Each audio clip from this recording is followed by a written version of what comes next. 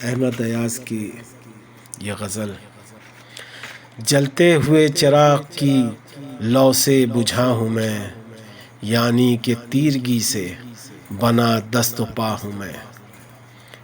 اتنی بھی بے رخی سے نہ تو درکنار کر، اتنی بھی بے رخی سے نہ تو درکنار کر، مانا کہ ماورا ہوں مگر مسئلہ ہوں میں، مانا کہ کم سخن ہوں مگر بے زباں نہیں، مانا کہ کم سخن ہوں مگر بے زباں نہیں، ایک مرحلے کے بعد غضب بولتا ہوں میں۔